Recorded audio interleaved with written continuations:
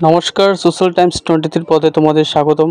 দীর্ঘ 4 বছর JRBT group D চাকরির প্রত্যাশীরা প্রহর গুনছে এবং সেই সুবাদে তারা আবারও তাদের মেরিট লিস্ট প্রকাশের জন্য কিন্তু জমায়েত হয়েছিল জেআরবিটি দপ্তরের সামনে এবং সেখানে অনেকক্ষণ তারা জমায়েত করে আন্দোলন করেছে। তারপর দুজনকে পারমিশন দিয়েছিল ভিতরে ঢোকার জন্য।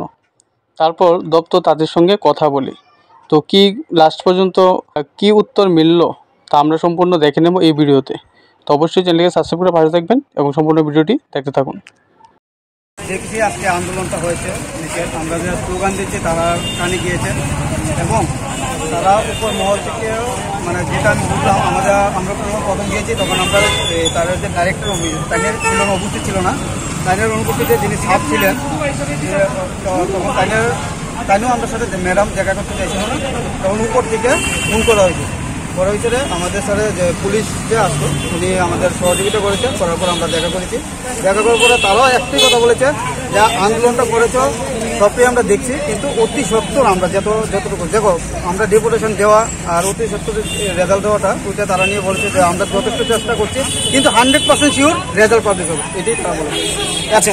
এই যে রেজাল্টটা কবে নাগাদ দেবো বলছো ওরা? না, কবে নাগাদ তো তারা কোনো নির্দিষ্ট সময় বলছে না। তাহলে তোমরা তো গত 10 তারিখে এসেছিলে, হ্যাঁ, তারপর তোমাদেরকে ডেপুটেশন দিয়েছো তোমরা, তখনও বলেছিল অতি শীঘ্রই রেজাল্ট দেওয়া হবে, কিন্তু আজও বলছে কি অতি শীঘ্রই দেওয়া হবে? হ্যাঁ, অতি সত্তরই, কারণ তারা তরফ থেকে তারা বলছে যে নির্দিষ্ট কোনো ডেট বলা যাবে না, অতি সত্তর আমরা আমাদের চেষ্টা করছি অতি সত্তর রেজাল্ট পাবলিশ। তোমরা কি এতে খুশি?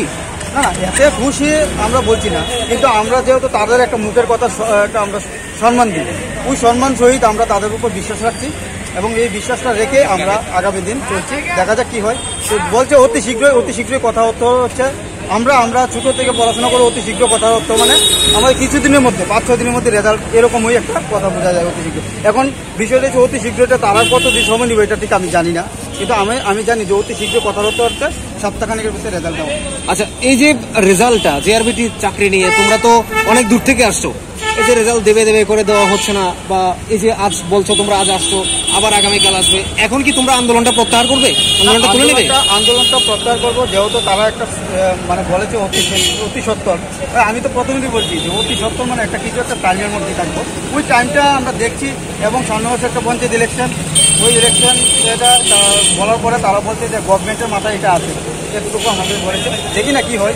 তারপর আমি তো আমার কথাই হবে না, কারণ জেআরবিটি হোল্ডার 12,000 যারা আছে সবাই ডিসিশন নিয়ে যেটা হয় এটাই আমিও করবো এবং তারাও করবো। এখন তোমাদের ডিসিশন কি হলো শেষ পর্যন্ত? সবার সাথে বেরিয়ে কথা বলার পর তারা কি জানালো? এই আন্দোলন কি চলবে নাকি উঠে যাবে? আগামী দিনে কি কোনো আন্দোলন করার ইচ্ছে আছে?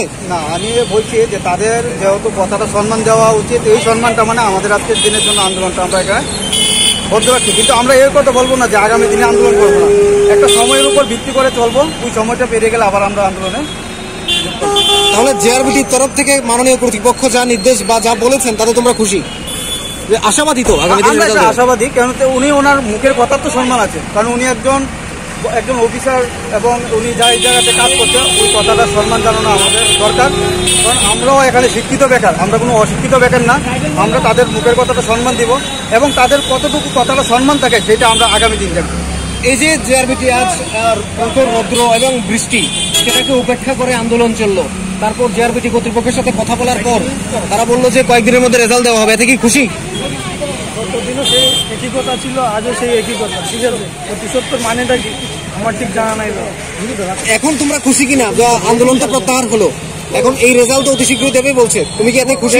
কেউ খুশি সেটার জন্য লাভ নেই, কিন্তু রেজাল্ট অতি সত্তর দেওয়া দরকার। রাজ্য সরকারের প্রতি বিশ্বাস আছে?